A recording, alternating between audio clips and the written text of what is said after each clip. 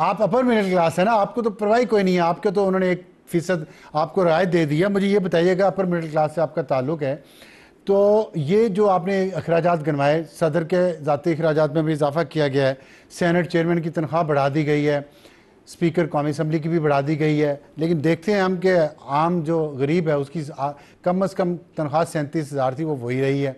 और आपने जो गाड़ी, गरीब की गाड़ी की बात की है, उस पर टैक्स लगा दिया है। तो क्या हुकूमत ने तहैया कर लिया कि गरीब को ख़त्म कर देना है इस मुल्क में से और अमीर को मज़ीद अमीर करना है और मिडिल क्लास बीच में जो है वो बिल्कुल कुचल दी जाए? आपको लगता है कि ये कुछ ऐसा ही हो रहा है? सर, स्टेबिलिटी की बात हो रही थी ना जब ये हुकूमत आई थी, और इससे पहले शहबाज शरीफ साहब का जो दौर था, स्टेबिलिटी की अगर सिर्फ हम बात करते हैं तो वो तो देखें हमें नज़र आ रही है, स्टेबल तो इकॉनमी होती हुई नज़र आ रही है, लेकिन इसके साथ साथ जो आवाम को फ़ायदा होना चाहिए था, जो आवाम को रिलीफ मिलना चाहिए था, वो कहाँ मौजूद है। सिर्फ अगर हम पेट्रोल की बात करते हैं, जब इंटरनेशनली प्राइस कम होती है उसका भी इम्पैक्ट पाकिस्तान के ऊपर, पाकिस्तान की आवाम को डायरेक्ट फ़ायदा नहीं मिलता, उस पर भी हुकूमत जो है वो लेवी के नाम पर उसका टैक्स वसूल करना शुरू कर देती है। तो आवाम के लिए तो कुछ भी नजर नहीं आ रहा है इस वक्त भी। जितने भी कुछ ये गोरख धंधा किया गया है उसमें मैं ढूंढती रही हूं कि मुझे कहीं ना कहीं तो नजर आए, पर कैपिटा इनकम जो है वो सुनने में आ रहा है कि वो बेहतर हुआ है। वो खाकान नजीब साहब भी बेहतर बता सकते हैं कि अगर 37,000 रुपए ही एक शख्स की आमदनी है और अगर जो सरकारी मुलाजमीन है उनकी तनख्वाहों को बढ़ा दिया गया है तो अवाम को डायरेक्ट कौन सा फायदा मिल रहा है, शायद खाकान साहब ज्यादा बेहतर बता सकें, क्योंकि मुझे तो मैसेजेस मिल रहे हैं और मुझसे लोग पूछ रहे हैं, तो मुझे समझ नहीं आ रहा कि अगर कोई पूछ रहा है कि छोटी ऑल्टो या महरान खरीद लें तो ज्यादा पैसे बढ़ जाएंगे, आप क्या करेंगे? उनसे पूछते हैं। डॉक्टर साहब ये बताइएगा, कुछ आपने देखा है कि टैक्स इस्तिस्ना दिया गया है कुछ इदारों को, मुझे इसकी समझ नहीं आई। मुझे मतलब मेरी समझ का भी कसूर हो सकता है, मेरी अकल इतना काम नहीं करती। मसलन फ़ौजी फाउंडेशन है, चलें इसकी तो मुझे समझ आ सकती है, इसको टैक्स इस्तिस्ना क्यों दिया गया है? रिटायर्ड फ़ौजियों के लिए ये इदारा है और लो ग्रेड फ़ौजियों के लिए तो डिज़र्व करते हैं, जंग भी हुई है भारत से, हम जीते भी हैं। तो अल शिफा हॉस्पिटल, पता नहीं आपका वहाँ कभी चक्कर लगा नहीं लगा, वहाँ तो अंदर जाएँ तो बाहर आप वापस आएँ तो आप गरीब हो के आते हैं। बीकन हाउस यूनिवर्सिटी, आपने कभी चक्कर लगाया हो किसी बीकन हाउस यूनिवर्सिटी का, तो देखें आप, उसमें जो पाकिस्तान की लीड के जो अरबोंपति करोड़ोंपति जो लोग हैं उनके बच्चे पढ़ते हैं, उसको टैक्स से इस्तिस्ना है। जेब फाउंडेशन में जानता नहीं क्या है। FBR फाउंडेशन टैक्स कलेक्शन वालों की है, ये अपनी दावत इस्लामी ट्रस्ट, इसको मैं नहीं जानता। PEC, I don't know. LUMS, doctor साहब लम्स मैं तीसरी दफ़ा कह रहा हूँ, यकीन नहीं आ रहा मुझे, उसको टैक्स से इस्तिस्ना है। अच्छा, गुलाम इसाक खान यूनिवर्सिटी GI के, Punjab police welfare foundation Lahore. अच्छा, और मजीद सुने, वापडा जो हमसे 16 किस्म के टैक्स लेता है, खुद टैक्स से इस्तिस्ना है, उसको हुकूमत ने इस बजट में दिया है। बार काउंसिल्स, इस्लामाबाद बार, लाहौर बार, सिंध बार, कराची बार, खैबर पख्तूनख्वा बार, बलोचिस्तान बार, कोयटा बार या पेशावर बार, जो भी हैं, तमाम सूबों में और इस्लामाबाद में इनको टैक्स इस्तिस्ना दे दिया गया। ये कौन सा कानून है और इसके पीछे कौन सी इकोनॉमिक लॉजिक है, आप समझाएंगे ज़रा? सर सब जो मुल्क का कानून है वो ये कहता है कि जो नॉट फॉर प्रॉफिट, ये जितनी ऑर्गेनाइजेशंस का आपने जिक्र किया, उस कानून के तहत FBR असेस करता है।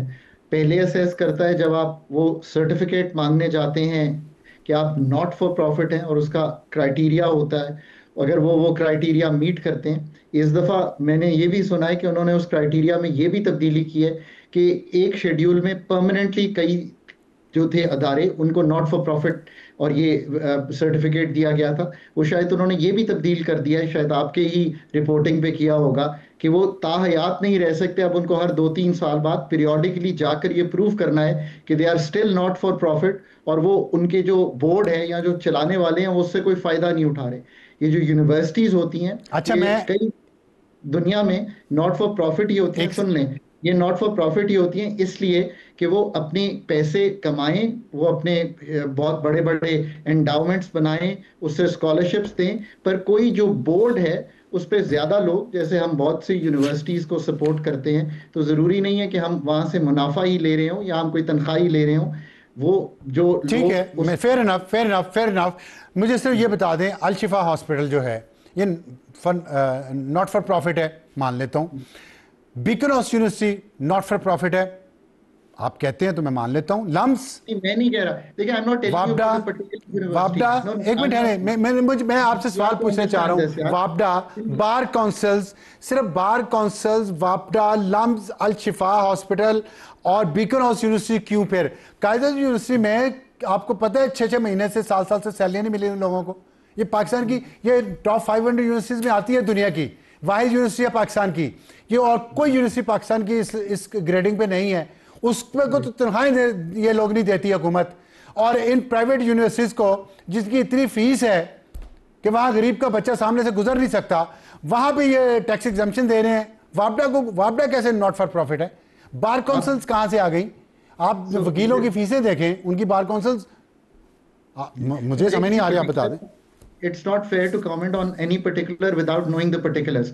इसका तो बेस्ट तरीका ये है कि आप जिस पे ऑब्जेक्शन कर रहे हैं, फॉर एग्जांपल आप एफबीआर को लिखें कि आपने इनको जो क्राइटेरिया है क्या ये मीट करते हैं, वो आपको बता देंगे कि ये क्राइटेरिया है, मीट करते हैं या नहीं करते।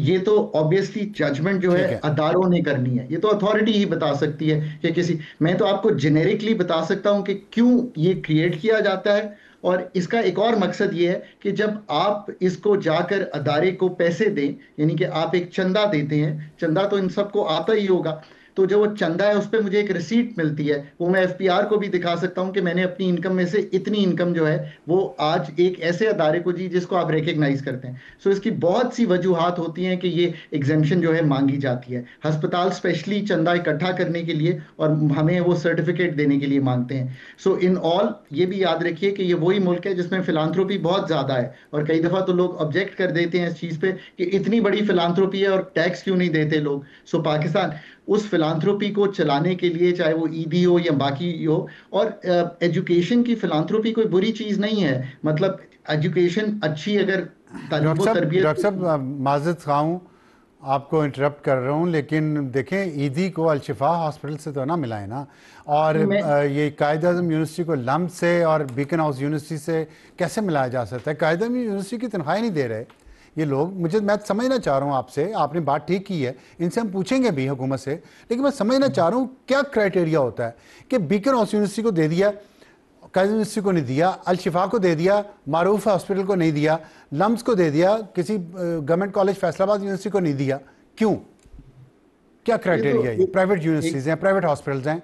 जरूर एफपीआर से हम आप इंफॉर्मेशन ले सकते हैं और इनसे खुद पूछ सकते हैं कि किसी ने क्यों नहीं मांगा। वो जरूर अपने डायरेक्टर्स को प्रॉफिट देना चाहते हैं। मुझे लगता है कि बस जिसके ताल्लुकात अच्छे हैं, जिन फैमिलीज के कनेक्शन अच्छे हैं, और जो फैमिलीज जिनको नहीं मिला है अप्रोच, हाँ नहीं, जो अप्रोच जिनको मिला है उनकी अप्रोच जरूर है, मुझे ये लग रहा है। जिनको मिला उनकी अप्रोच कह रहे ना, मांगा नहीं। ऐसा हो सकता है। ठीक है, वक्त तो एक ब्रेक के बाद तो हम इस पर बात जारी रखेंगे, एक छोटे से ब्रेक के बाद।